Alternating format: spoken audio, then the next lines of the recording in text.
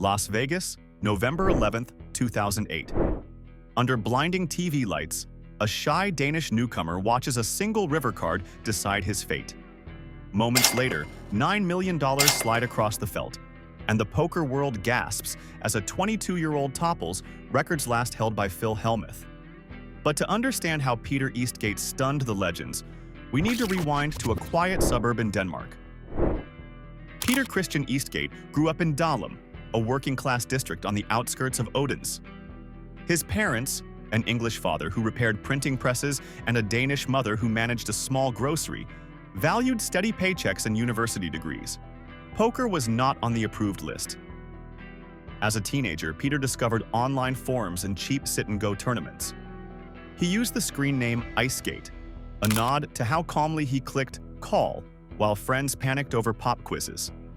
Still, the money was tiny and the swings emotional.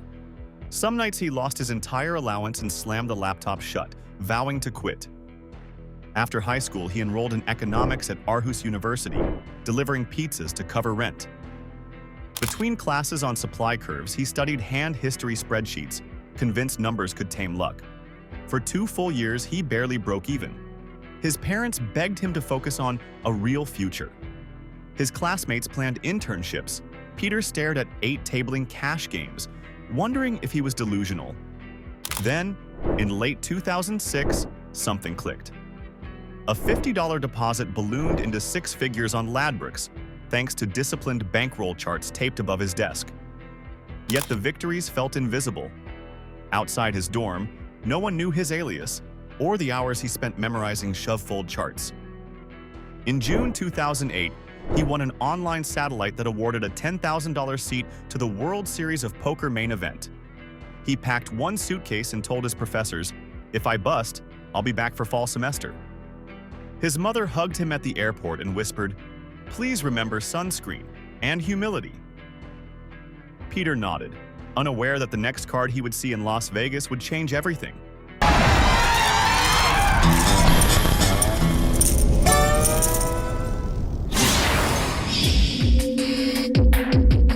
This is the moment.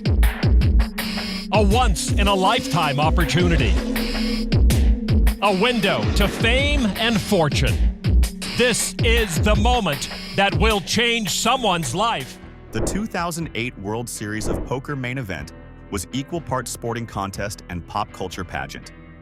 Phil Hellmuth marched in dressed as Caesar. ESPN crews threaded cables past autograph seekers, and the field, 6,844 strong, looked less like a card game and more like a small town chasing the same dream. Seat 6, at table, Blue 140 belonged to Jamie Gold, the boisterous champion of 2006. 2 spots to his left sat Peter Eastgate, gray hoodie, earbuds, the posture of someone unused to fluorescent arenas. When Gold teased, "Kid, you look 12," Eastgate's reply was silence. By the dinner bell, his stack had quietly doubled. The broadcast barely noticed. 4 days in, fatigue had thinned the room to 474 players. Then came the hand that introduced Iceskate to television. Brandon Cantu shoved. Eastgate revealed pocket kings with clinical calm. Kings held, chips vaulted past 1 million, and commentator Norman Chad quipped, "Veins full of Freon." For the first time, a camera lingered. Mike, the Mouth, Matusau made his living rattling opponents. When he 3-bet all in on day 6, Eastgate's Kings, yes, Kings again, were waiting. 5 community cards later, Matusau muttered, "Nice hand, kid," and pushed away from the table. It was less a cheer than a collective intake of breath. The unknown Dane had just knocked out one of poker's loudest voices. 45 players returned on day 7. Lights, cables, and media doubled. So did the tension. Eastgate's discipline held fast. No hero calls, no reckless bluffs, just percentage poker. By night's end, he bagged 18 million chips, 4th overall. Then came the news. Play would stop. For the first time, the main event final table would reconvene 117 days later, rebranded for primetime television. Eastgate later recalled, "Momentum is everything, and suddenly there was none." While sponsors suited up the other finalists for photo shoots, Eastgate disappeared. He leased a small apartment in London's Bayswater district, taped curtains over the windows, and turned the room into a laboratory. 12-hour online cash game sessions, nightly hand history reviews, morning runs through Hyde Park reciting push-fold charts with fellow Dane Jesper Hugard. Interview requests went unanswered. His public footprint shrank to a single forum post. "See you in November. I'll be ready." Welcome everyone to the World Series of Poker presented by Milwaukee's Best Light. For Norman Chan, I'm Lon McCarran. The final table is set. 4 months later, Eastgate faced the bright rig once more. Seat 4, stack now televised in high definition. 30 minutes in, Ace-King collided with Dennis Phillips' pocket aces. The cooler knocked him from 4th to 6th. Press row whispered that the fairy tale had met reality. Commentator Lon McEachern remarked, "That pot could freeze anyone." Instead, it sharpened him. Hand 1, 0-4, Eastgate held a gut shot draw against Scott Montgomery's top set of aces.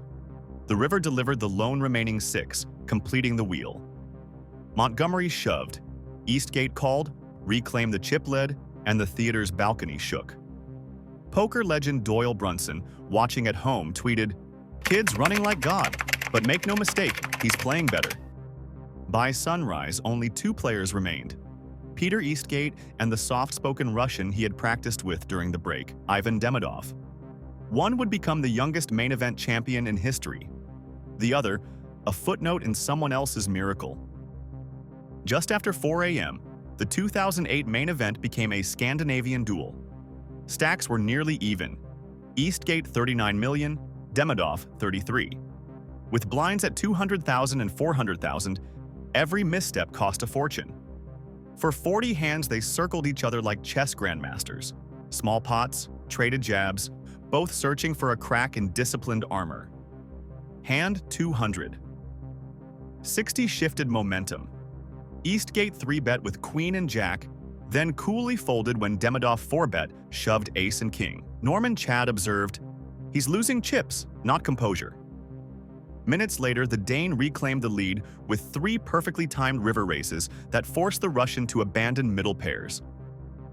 Hand 274, 15 hours and 40 minutes after the cards first flew, became the hand history students still study. Eastgate limped the small blind holding ace of diamonds and 5 of spades. Demidov checked with 4 of hearts and 2 of hearts. The flop landed king of diamonds, 3 of spades, deuce of clubs. Eastgate fired 1.2 million. Demidov called. Turn, 4 of clubs. Demidov now held 2 pairs. He checked. Eastgate bet again. Call. River, 7 of spades.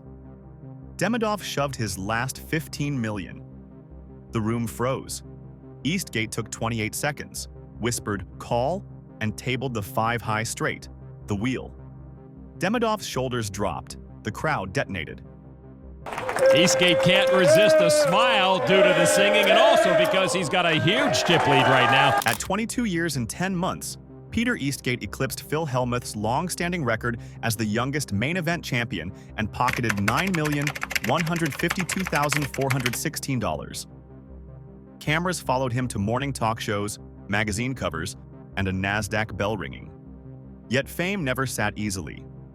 In 2010, citing burnout, Eastgate retired from tournament poker and auctioned his gold bracelet on eBay, donating every cent of the $147,500 sale to UNICEF.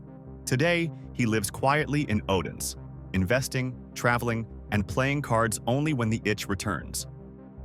From pizza deliveries to poker immortality, that is how 22-year-old Peter Eastgate shocked poker's living legends and bagged $9 million. Thanks for watching. Don't forget to like and subscribe for more incredible poker underdog stories.